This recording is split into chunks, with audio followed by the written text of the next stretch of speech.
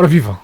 Ora viva, muito boa noite, caros telespectadores, estimados internautas que nos acompanham a partir do Facebook, assim como do YouTube. Hoje, dia 30 de agosto de 2023, o último programa para o mês de agosto. Trazemos assim uma análise econômica desta semana para trazer e discutir temas de bastante relevância nacional e internacional que estejam relacionados à nossa economia.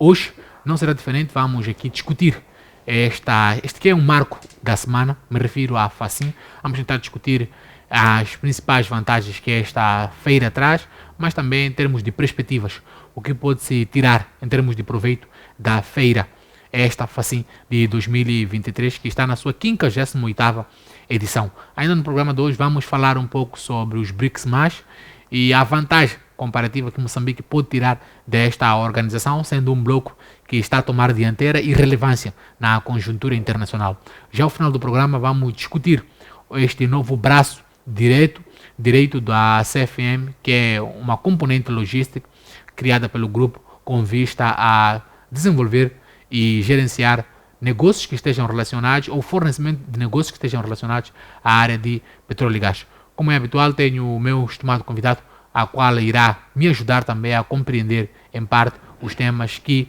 me proponho a discutir no dia de hoje. Egídio, boa noite, seja bem-vindo ao nosso programa. Boa noite, Salvado. Muito obrigado a todos os nossos telespectadores, internautas que nos acompanham quarta sim, pelas diversas plataformas digitais. Muito obrigado. Exato. Egídio, iniciamos mesmo nesta conversa para discutir a questão da cimeira da FACIN. Em termos de direitos, o que essa cimeira, o que esta feira, aliás, significa para a nossa economia? Nas palavras do Presidente da República, acredita que seja a fotografia do ambiente de negócio a nível nacional. Reflete? Realmente, a FACIN é a fotografia do ambiente do negócio a nível nacional, porque é o evento máximo que junta várias empresas e também abre espaço para expositores internacionais poderem estar no mesmo espaço físico para desenvolver sinergias. Realmente, a FACIN é este espelho do empresariado. Contudo, depois vamos chegar que imagem é que está a passar a FACIN. Exato. Vamos chegar lá. Se nós formos a recordar, no ano 2020 não houve a FACIN por conta da Covid-19. Pandemia Covid-19, exato. 2021 também não houve, porque ainda existiam aquilo que eram as medidas de confinamento e por aí em diante. E em 2022 já houve um desconfinamento e houve sim oportunidade para a FACIN. No entanto, em 2022, após a pandemia, importa referir que participaram cerca de 2.325 expositores. Exato. Dos quais 2.050 eram nacionais e 275 eram empresas internacionais. E participaram cerca de 51.300 pessoas e houve 32 seminários e originaram em 20 acordos de memorando. Este é que foi o espelho do ano 2022. Exato. Contudo, nós estamos em 2023.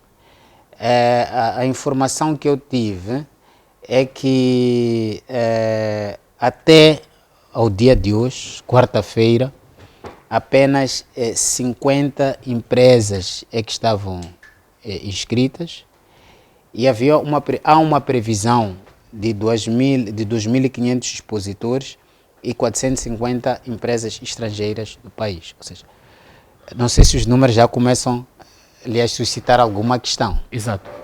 Uma relativa fraqueza, talvez? Exato. Em relação ao ano passado.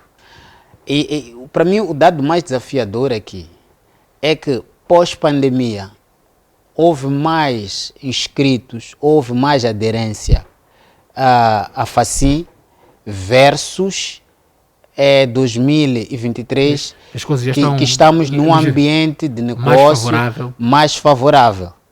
Então, eu vejo com certa preocupação a fraca adesão do empresariado nacional e também dos expositores estrangeiros. Isto mostra que o doing business em Moçambique está minado. Isto mostra que as oportunidades de negócio em Moçambique, o ambiente de negócio não está muito favorável. Fala-se da FACIN como um mecanismo de recuperação da economia, exatamente associado a questões como a pandemia Covid-19, como fazer referência, mas também ao conflito russo-ucraniano e esta crise global que o mundo está a viver hoje. As economias estão a ser ressentidas com os problemas globais. Essa FACIN não responde a esses problemas? Bom, eu acho que a FACIN é uma oportunidade para sinergias, ou seja, em que há espaço em que os expositores internacionais, eles deixam cá as suas marcas, fazem passar as suas marcas e não só, além de fazerem passar as suas marcas, os expositores nacionais também fazem a troca de produtos e serviços, é mesmo a praça. Os grandes desafios que nós temos a nível do ambiente de negócio são 3 ou 4. O primeiro é a questão depois, quando falamos do conflito Rússia-Ucrânia, está muito associado àquilo que é a segurança alimentar, estamos a falar de fornecimento de insumos agrícolas e tudo mais. Nós acompanhamos que nos expositores nacionais, grande parte dos expositores colocavam aquilo que a sua província tem de melhor, a macadâmia e por aí em diante. Até eu acho que foi no ano 2019 que a Gonazololo foi campeã, foi campeã a nível das exposições, mas não vou por aí. Eu ia mesmo tocando aquilo que são alguns aspectos que eu acho que estão a contribuir para a fraca afluência. Nós olhamos a questão da falta de segurança. Moçambique está...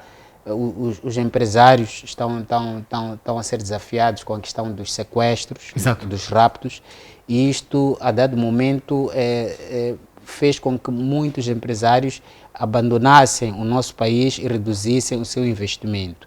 Temos a questão da insurgência militar na zona norte do país, que a dado momento mina o ambiente de negócio.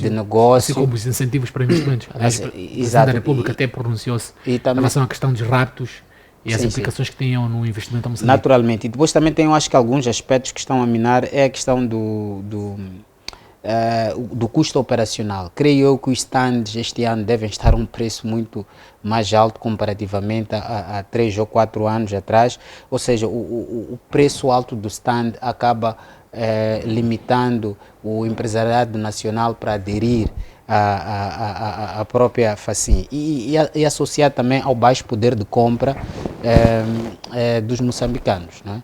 Estamos com baixo poder de compra e as empresas não se vê a ter que fazer um investimento de um stand, percebendo que há limitações em termos de... proveitos podem tirar da própria feira. Gil, boa noite, seja bem-vindo ao programa. FACIN, na sua 58ª edição, para o ano 2023, vários desafios são levantados em relação à economia nacional, desde, aliás, a questão da recuperação da economia após a pandemia Covid-19, mas também ao conflito russo-ucraniano e àquilo que são os problemas internos, as mudanças climáticas, os ciclones que o país tem vivido, assim como o terrorismo na província de Cabo Delgado. Esta edição, ou este modelo de feira em que nós temos, colhemos tudo o que podíamos? É possível tirarmos proveitos nos atuais desafios que nós temos com o atual modelo de FACIN? Bem, boa noite, obrigado pelo convite. Também vou cumprimentar ao meu colega de painel, Gino Kumaio, a quem nos vê a parte de casa, a redação FTV. Eu penso que os desafios continuarão porque, como introduzia muito bem, o doing business em Moçambique continua burocratizado. E o chefe de Estado chamou nesta feira, a 58ª feira, no ato de abertura, que é preciso reduzir a burocracia. Porque o Estado não pode criar embaraços para que as pessoas façam negócios. Quando digo pessoas, existem pessoas singulares, pessoas coletivas, que são as empresas, etc. Mesmo existem empresas individuais. Então a burocracia mina o ambiente de negócio. E sendo uma feira propriamente dita para promover e expor esse tipo de atividades, naturalmente os desafios não só é para Moçambique, é para também quem vem de fora para expor potencialidades que tem para com Moçambique, porque Exato. é uma feira internacional. Há muitas empresas, só não passar publicidade estrangeira, vou usar esse termo, que vêm buscar e procurar oportunidades em Moçambique, mas para a sua implantação, naturalmente encontra esses desafios burocráticos, associado aos níveis de insegurança, como dizia o Kumayo, não é? Porque não existe empresário que vai investir em Moçambique sabendo que corre riscos de país ser em raptado, não é? Um país em guerra. A guerra não é só o Cabo Delgado, a guerra também está nas zonas urbanas. Por exemplo, o terrorismo urbano, que é o sequestro, eu chamo Exato. assim. Aquilo é um terrorismo urbano, sequestros, raptos. Então o empresário não vive esse tipo de... Aliás, até pode investir, mas não viver aqui. E isso retarda naturalmente a imagem do país como um país atrativo para níveis de investimento. Por isso, a 58ª feira está minada desses desafios associada à recuperação econômica do país, face à Covid-19, desastres naturais, e a própria depreciação da moeda, o metical, e inflação. A inflação também prejudica o empresário, né? Exato. Mas que proveitos Moçambique pode tirar desta feira para aquilo que são os desafios da economia nacional? Eu acho que, pelo número de feiras que já realizou Moçambique, estamos a falar de 58ª feira. É muito tempo. É muito para aprender alguma coisa. Então, se não estamos a mudar dos paradigmas, é que é uma decisão, não é? A falta desta decisão. Seria decisão política, mas já foi sinalizada, que é a questão de implementação do pacote de aceleração econômica.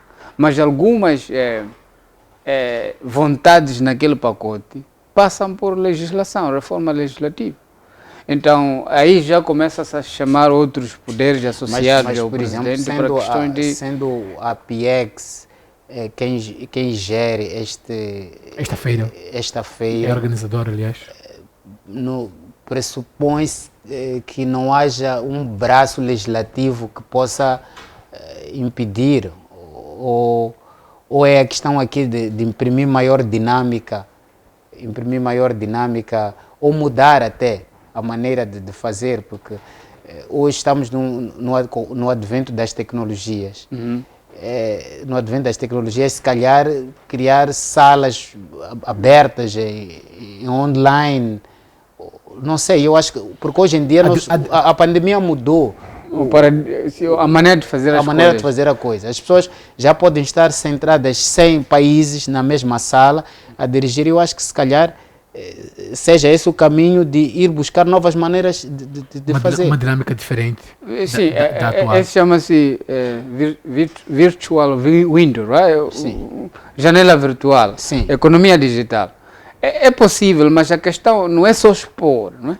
Até esse é um dado muito importante e também é válido e aplicável para, por exemplo, a vossa televisão. Não? Eu posso assessorar isso.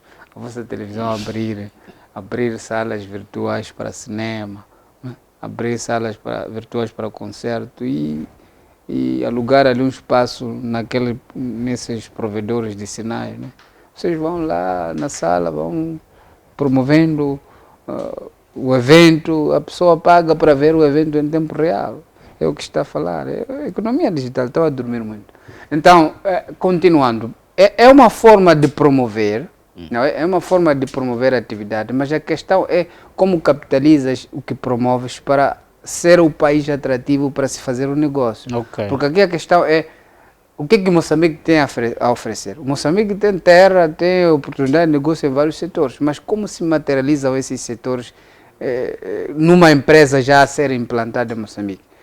Em todas as feiras, a 55ª, 6ª, 7ª, que eu, 8ª, esta que sempre tenho participado, o que eu noto é que nunca se promove, por exemplo, a industrialização em Moçambique e ainda a implantação de indústrias vitais, como a aeronáutica, por exemplo. Indústria para montagem de carros. Só aparecem empresas que dizem, nós fabricamos esses carros lá e vendemos tanto. É uma exposição, é uma montra.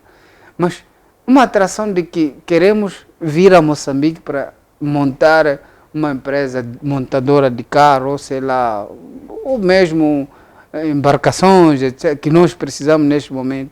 Mas outros setores de atividade que é preciso, para a sua implementação, Então, Gil, de forma resumida, naturalmente implementar a própria industrialização. A FACIM é sua exposição, mais do que isso, pouco se tira proveito em relação a esta feira. Exatamente isso que eu queria dizer. A FACIM em Moçambique é apenas uma janela de exposição. Não de networks. Não de network para atração de investimento, para capitalização em Moçambique. O que falta para sermos de um passo para o outro?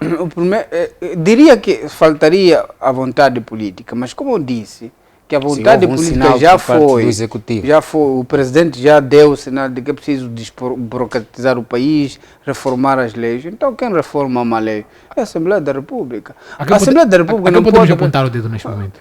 São as instituições, claro, que devem correr com esta visão política, que é abrir o mercado, tem que abrir o mercado. Aliás, se for analisar muito bem o pacote da aceleração econômica, há de perceber que a filosofia política ali implementada é que quer-se tirar o governo como protagonista do modelo econômico para que seja o setor privado, a sociedade a fazer o negócio. É o modelo que funciona lá fora.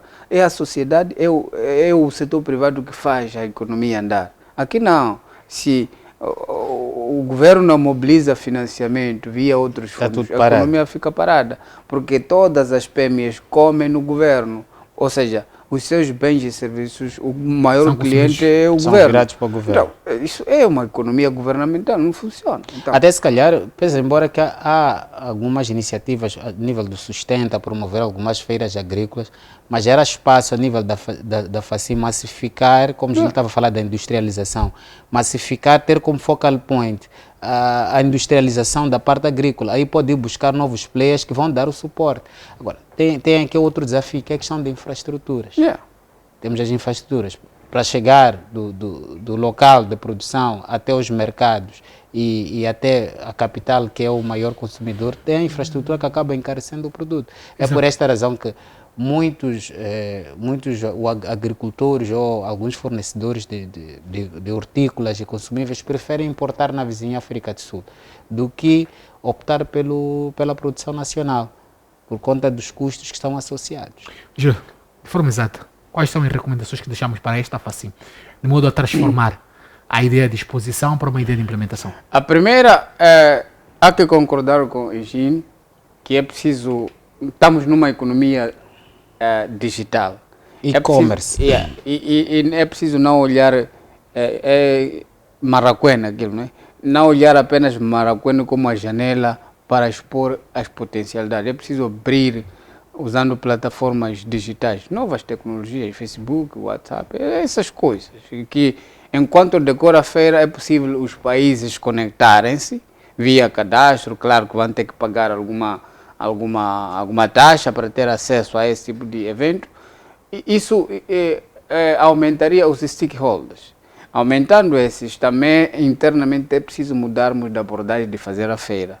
Não para expor montra, aquilo é montra só, não pode ser. Tem mais um workshop. É um workshop, não pode ser apenas uma montra de exposição, tem que ser uma montra que mostra como deve se fazer negócio em Moçambique dentro do xadrez que tem que ser reformado. Isto implicaria especialistas, porque teria que estar alguém especialista de uma certa área, de uma certa zona, a explicar as potencialidades desta província. Ao detalhe, isto já implicaria especialistas. Esse é o nosso grande desafio. Evidentemente, e neste momento há de perceber que não existe. Mesmo agora, há de ver que vai passando de montra em montra aquelas tendas, aqueles stands, só vai ter alguma explicação. Mas como liga o explicado e a empresa, fica desconectado, perde-se ali. Se calhar até pode ter sorte de receber um cartão de visita.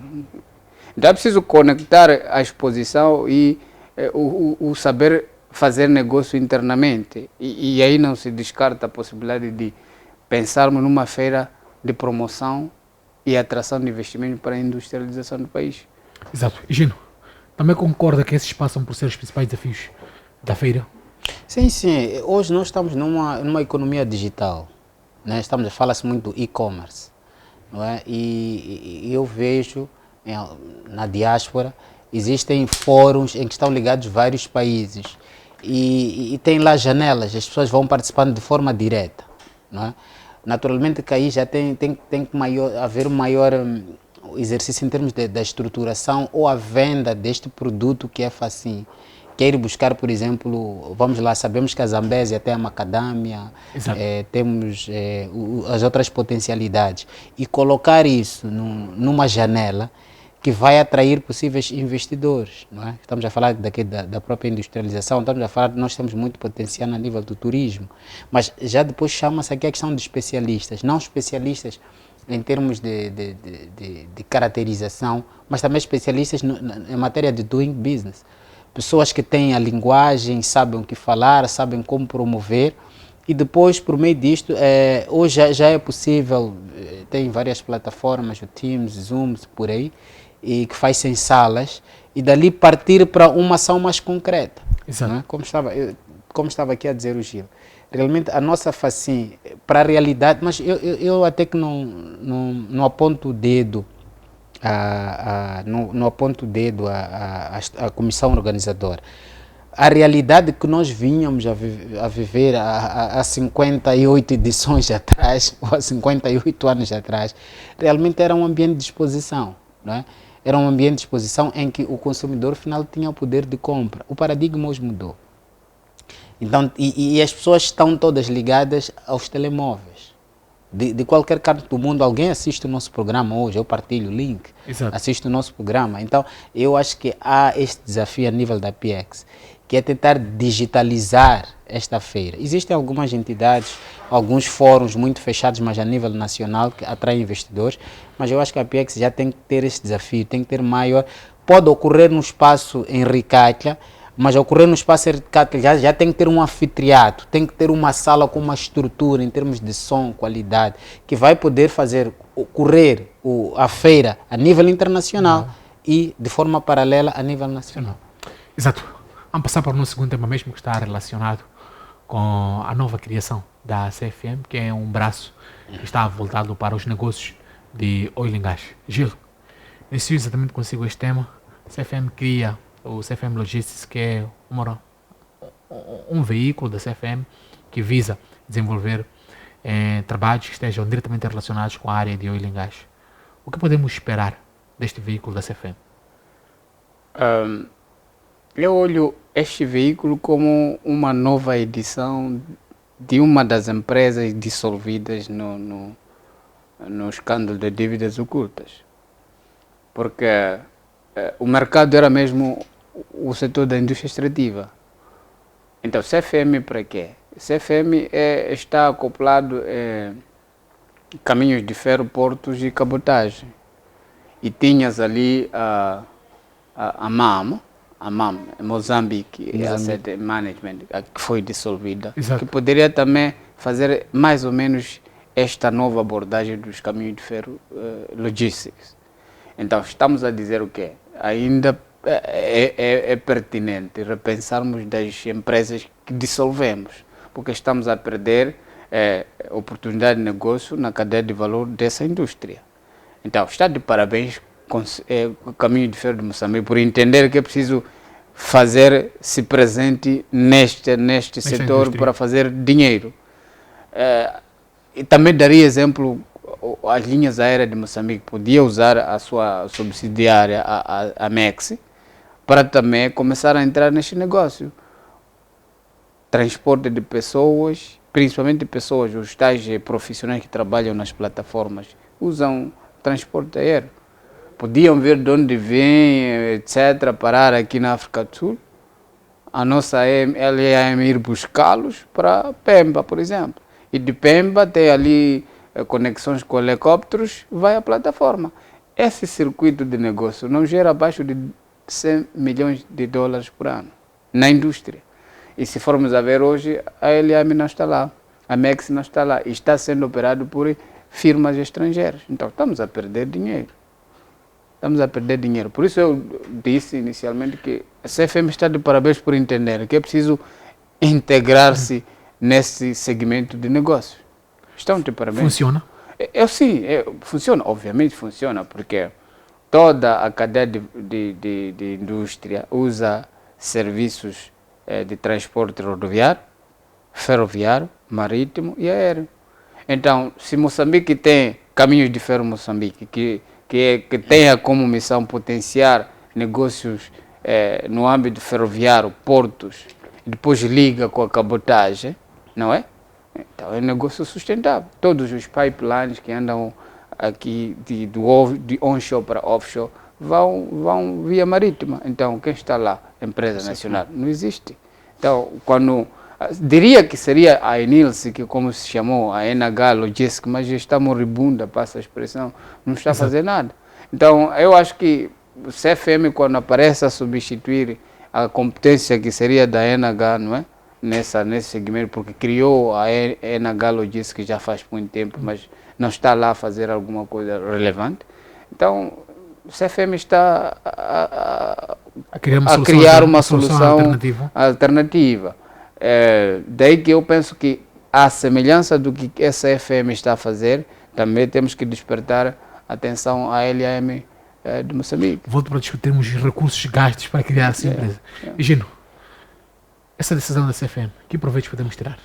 Não, eu por acaso, eu quando vi esta nova versão da CFM, eu acabei parabenizando, porque eu acho que as empresas, elas estatais acima de tudo, devem ser competitivas e devem estar viradas para aquilo que são as tendências do mercado.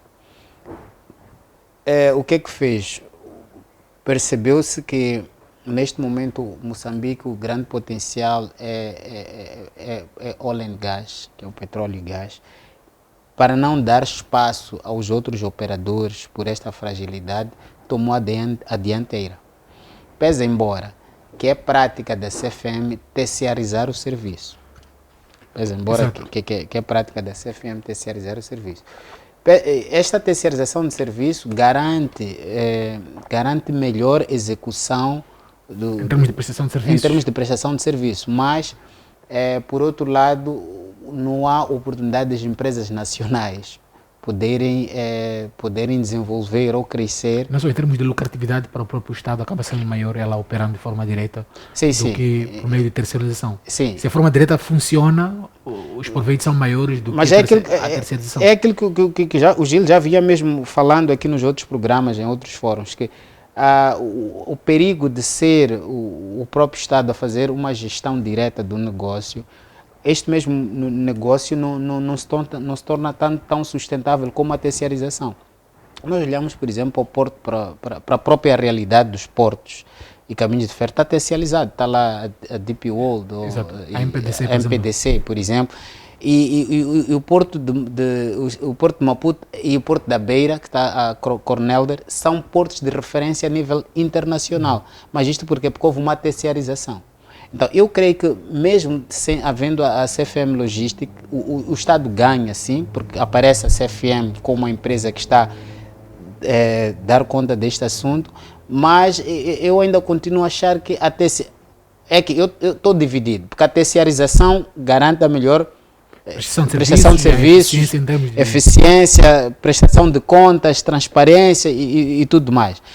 Por outro lado, não há os ganhos diretos do CFM como empresa, são meio reduzidos por conta da terceirização, né? Então, é isto, mas é um desafio, mas estão de parabéns, não vou aqui apontar o dedo. Agora, o que eu acho que também tem que existir aqui é desafiar ao empresariado nacional, aos operadores, aos empresariado nacional, a acompanhar esta dinâmica do mercado. Exato. Hoje só fala-se em oil and gas.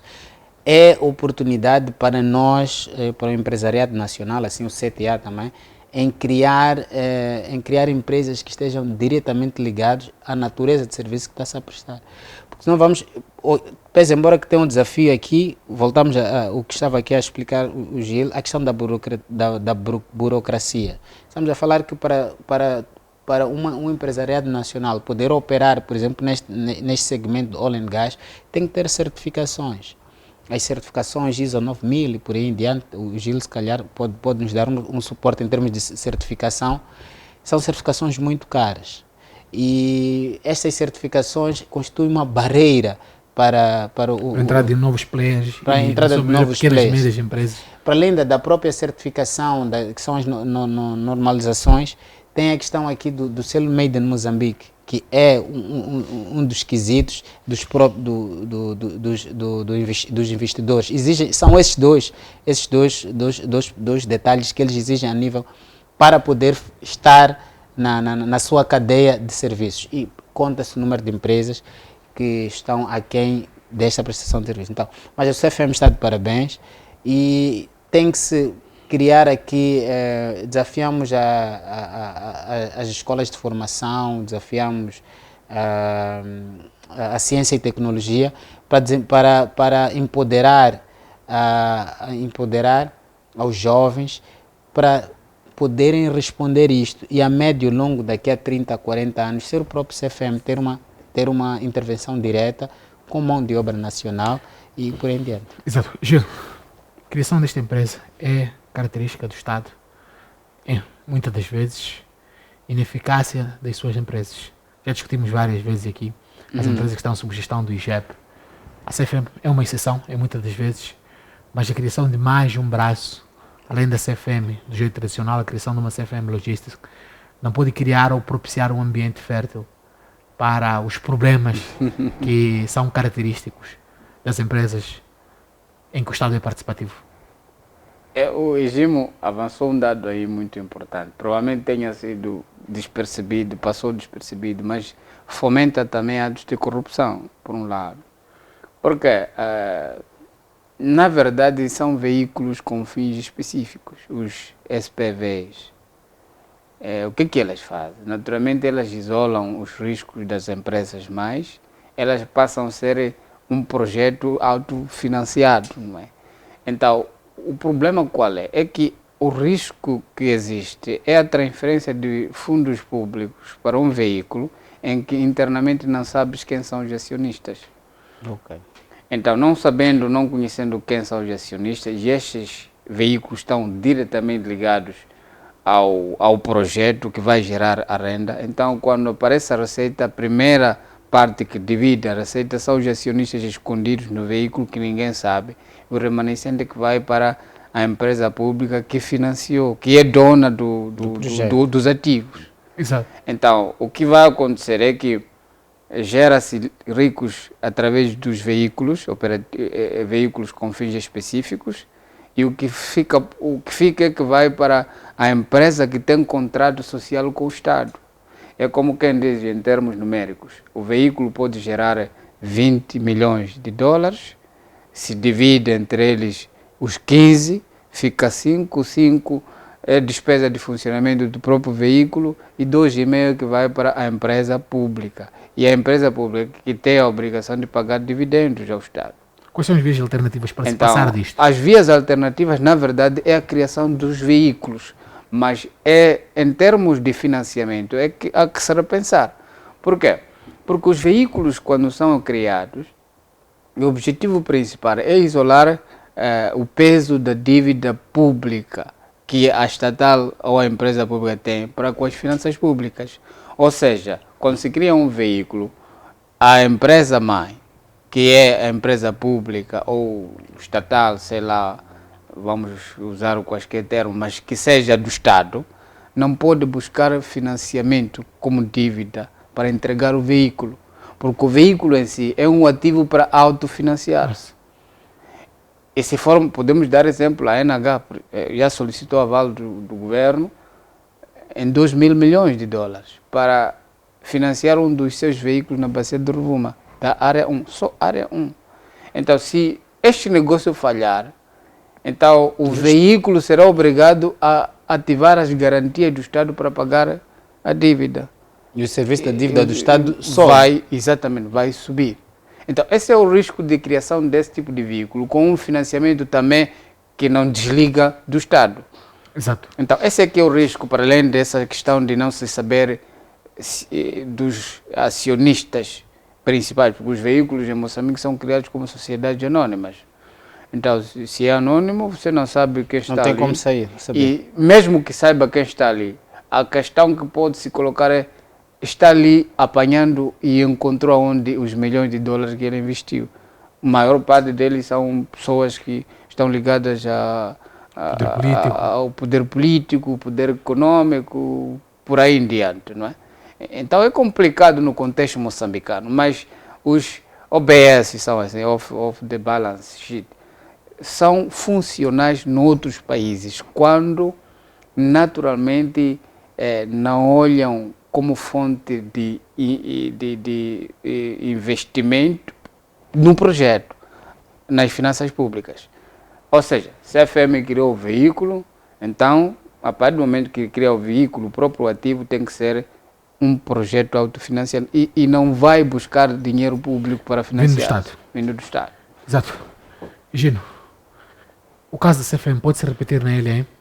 Aliás, a LM que já demonstra passos para andar, pronunciou-se ainda ontem em relação à questão da viabilidade e parece já haver solvabilidade, pelo menos técnica, da empresa. Bom, eu acredito que pode sim ser aplicável a nível da LM, contudo... Porque há muitos, falo isto porque há muitos mercados ainda por explorar. Sim, ainda há muita fertilidade em termos de mercado moçambicano. Já ia chegar lá. Contudo, eu parto do princípio que para reanimar uma máquina falida, os riscos desta máquina andar com os seus próprios pés, por mais que haja injeção, é uma máquina que já tem vícios. Eu disse uma vez neste painel que eu era apologista da privatização da LM. Ainda mantém com esse posicionamento? Eu sou apologista. Apesar dos resultados já notórios? Eu sou apologista porque a privatização ela traz ganhos, abre maior espaço para... acaba com os monopólios, melhora o mercado. Melhora o mercado e imprime maior dinâmica e, acima de tudo, garante melhor qualidade de serviço. Eu costumo viajar com uma certa frequência a nível do país. A qualidade de serviço está aquém daquilo quando nós vamos à diáspora. Então, a privatização, eu parto do princípio que a privatização é o caminho. Exato. Esta é a minha posição. Gil, a LM pode buscar essa experiência da CFM? Neste momento, o que a CFM tem é um documento que cria CFM Logística. Não tem ainda resultados palpáveis. A ideia, se for muito bem concebida, LAM pode buscar. Aliás, é necessário que a LAM também comece a pensar na participação direta nas operações petrolíferas. O barco que está ali, chamado FLNG, mensalmente transporta pessoas, aquilo que se chama crewing, mudança de equipa, né? Shift. Mensalmente há mudança de shift e eles são transportados, ficam 40 dias na plataforma, helicópteros na plataforma para onshore, do onshore apanham os seus aviões, cada um vai ao seu país. São 40 dias. Exatamente. Internamente há um mercado para linhas aéreas de Moçambique explorar. Por quê? Somos um Estado que temos a obrigação de regulamentar o setor das atividades. Para dizer o quê? Para dizer que não podemos usar uma lei de tipo não temos investimento ou não somos qualificados. Não, precisamos nos qualificar através da criação desse tipo de veículos. Só que devem ser veículos funcionais. Desde que se identifique o mercado, o ativo. O resto, os investidores vão aparecer. Agora, em relação à privatização ou não, eu não sou muito a favor de privatizações. E esse debate é longo. É muito longo. E eu acho que o que podíamos fazer com a LAM era reduzir a participação do Estado. Neste momento está com 85%. É muito. 15% é uma parte do privado, uma parte dos funcionários ali também, das linhas aéreas de Moçambique, que também eles, para financiar, depende dos lucros da própria empresa. Então, é um modelo que eu penso que o Estado tem que reduzir e chamar um privado robusto. Se calhar é esta mesma PP. Que veio, exatamente, parceria público-privado. Chamava Mesmo que seja esta, como se chama? A Flying Modern, e a Link, acho que chamava e integrava no grupo, não é? Grupo LAM, sei lá, com uma participação técnica de 20%. E deixava o serviço funcionar. E criaria já os veículos para cada setor de atividade funcionar. Exato. Gino, vou pedir que dê seus pontos finais mesmo, porque o tempo já foge-nos. Exato. Com relação a... Eu vou mesmo fechar com a FACIM, não é? É mesmo desafiar as autoridades a mudar a maneira de fazer esta feira, porque nós estamos num mundo globalizado, estamos num mundo tecnológico e o e-commerce, como eu já havia dito, então uma necessidade de ter que ajustar aqui as novas realidades para poder atrair novos investidores. Exato. Mais uma vez, obrigado, Gino. Gil, vou pedir também que dê seus pontos finais em relação ao programa. Bem, já se discute a política monetária face aos desafios atuais da crise, só que não se sabe qual é a crise. Isso vem do Banco de Moçambique, provavelmente seja crise fiscal. Quando chamo de crise fiscal é que a nossa política fiscal não consegue arrecadar receitas significativas para responder às necessidades do governo. E a política monetária é obrigada a fazer uma ginástica, quer interna, externa, para contrabalançar esses choques internos. Eu penso que é o momento de o país repensar como estamos sobre o nosso sistema fiscal, o nosso sistema tributário, como é que está. Porque a dívida pública está cada vez mais... Acabei sabendo que o governo já vai emitir mais um bilhete de tesouro de 500 milhões de meticais. Essa é uma dívida pública. E essa é uma dívida gerida diretamente não só pela Bolsa de Valores, mas a política monetária também está lá, porque tem que acompanhar a dinâmica de como esses bilhetes vão comportar na economia através dessa política fiscal. Então é um desafio que eu penso que não há que parar a emissão de bilhetes ou obrigações de tesouro, mas temos que ver se é ou não continuarmos com a emissão desses bilhetes, porque a solução que eu vejo não é continuar a contratação de serviços de dívida, é rever o nosso modelo fiscal, promover um maior alargamento da política fiscal para que o Estado arrecade, porque se vai buscar dinheiro como serviço de dívida, significa que não consegue coletar para despesas o suficiente para a despesa funcionamento. Então, qual é o problema? Havemos de perceber que há empresas que não pagam o que deviam, há empresas que não são tributadas, não é? Há contratos mal firmados e longos de 50, 45 anos, 25, ainda com os mesmos termos ali tributários, inflexíveis. Isso não é bom numa economia sempre não volátil. Só as próprias prestações, estamos a falar de uma prestação que foi negociada há 20 anos atrás, ainda continua a mesma prestação. Então, eu penso que logo preciso... Importa a inflação. Importa a inflação e ainda, não só a inflação, quando o medical deprecia, o teu recurso também fica depreciado. Exato. Então esse é um problema que eu penso. Isto é uma conversa que podemos agendar um programa completo só para discutir, porque os problemas fiscais, assim como monetários de Moçambique, são longos. São muito longos. Assim como a liquidez. Mas mesmo obrigado a todos e agradecer em particular aos telespectadores e estimados internautas que nos acompanharam nesse espaço de sensivelmente uma hora. Quarta-feira sim, trazemos que é o nosso espaço de análise e debate de eventos econômicos nacionais e internacionais.